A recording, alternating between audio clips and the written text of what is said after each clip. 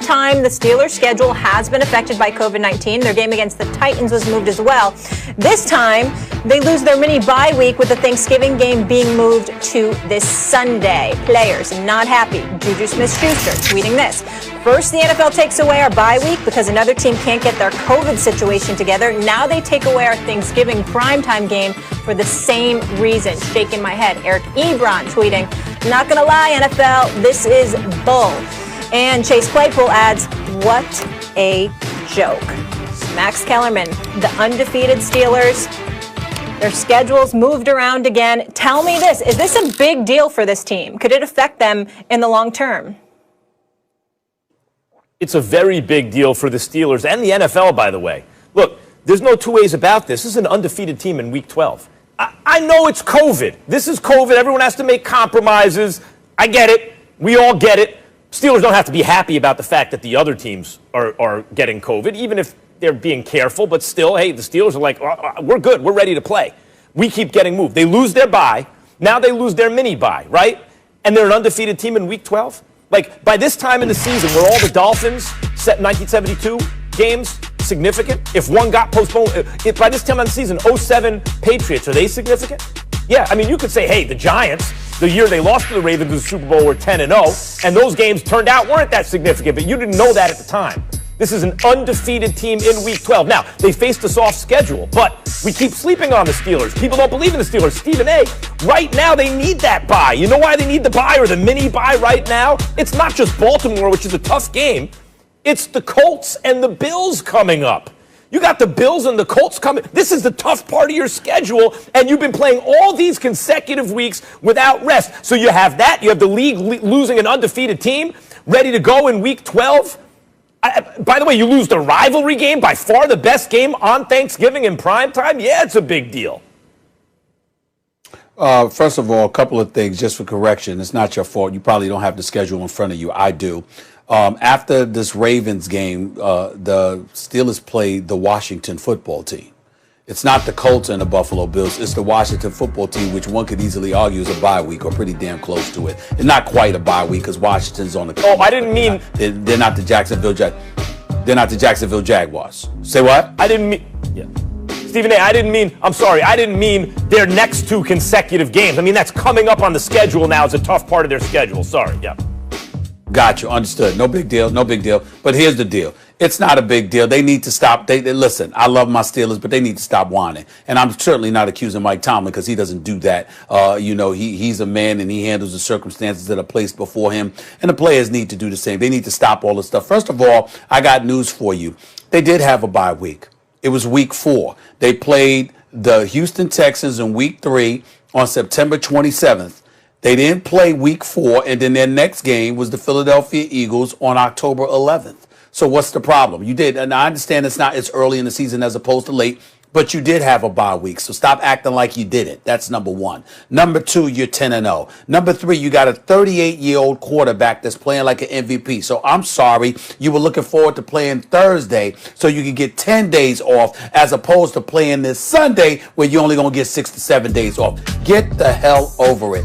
I'm getting really sick and tired of NFL players complaining about stuff like that. Now, if you want to complain about the players, if you think somebody on Baltimore was irresponsible, I got all of that. I totally understand it. If you find out guys were out partying or whatever the case may be, remember when Cam Newton came down with COVID-19, he was actually going out. I think he was hanging out with Stephon Gilmore or whatever, and something had happened. But the point is that unless we have evidence that that's what happened with the Baltimore Ravens, then you just never know. Max, we go on a plane, we spraying seats and all of this other stuff. We step in the cars, Ubers or anything like that. I'm just talking about the average American person. The bottom line is you're spraying stuff, you're washing your hands, you're wearing your mask, you're doing all of these things. Why are they saying this stuff? Because stuff can remain on surfaces. Stuff could be airborne. You might be absolutely positively innocent of doing anything and still come down with COVID. The NFL is doing the best it can under these circumstances. The players had every opportunity to put themselves in a bubble kind of atmosphere.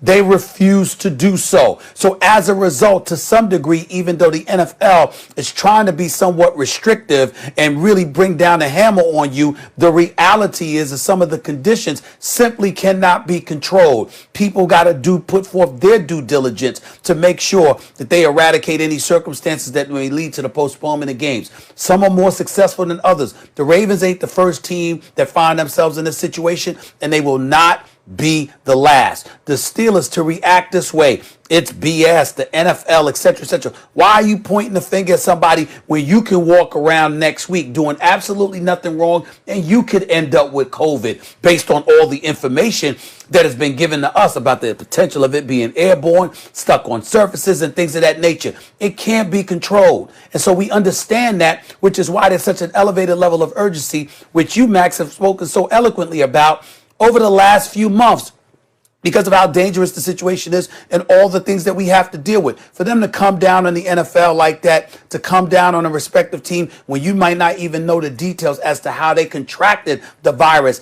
I just think it's a bit insensitive. We are dealing with a once in a generation global pandemic, once in a century, for crying out loud. We're all learning as we go along. And unless you have evidence that the Baltimore Ravens were out partying, being irresponsible, engaging in stuff that they had no business engaging in, you shouldn't be coming down with them on them like this. You should be praying that all of them are okay and well enough to continue a football season.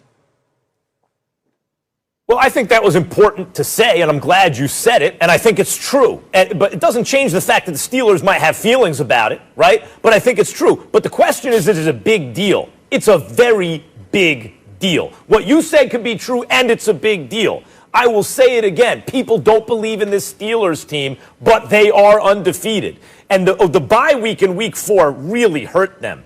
The tough part of their schedule is coming up now, and the reason you don't get a bye that early is because you don't need it yet. You need it as the wear and tear of the season continues, and you need that little break. They didn't get it, but they were supposed to have a little mini break, and they didn't get that. And they were supposed to have a primetime game, and they didn't get that. And whatever you want to say, because you're right, Stephen A., you can be very careful and still get the disease. But there have been voices in the NFL that said, hey, personal responsibility. And you could exercise excellent personal responsibility, right? You can be personally responsible and still get it. But from the Steelers' point of view, they're like, yeah, but we don't. We don't have it. But now that's 2 times that another team has. And our schedule keeps getting moved because of it. So I understand why they're upset, whether it's fair or not, or that's just for them. But I understand the feeling. And it's a big deal, especially with coming up. You're right, Washington's coming up. The defense has been playing better, by the way. But the Colts and the Bills, you circle those 2 games on the calendar and you go, those are the 2 games outside of this Ravens game that maybe could upset the apple cart here in terms of a perfect season. But you know what? They're going to get that little rest first. No, they're not. No, they're not. What if this winds up a 1-loss team and it's within a field goal against a team like the Bills or the Colts? We're going to look back at that and say, what if? But the point is, even as a story for the NFL, it's a big deal. You think during a global pandemic, all the bad news we've had, that one of the most storied franchises in football, like when you think of old school, original team, smash mouth kind of football, like you think of Green Bay and stuff like that, or the frozen tundra. You think of the Steelers and the Steel Curtain and that whole tradition. Like the Steelers are as synonymous with the NFL as any team.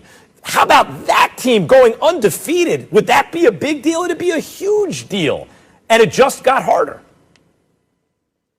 You're accustomed to playing on every Sunday. You'll be playing every Sunday instead of a Thursday night game.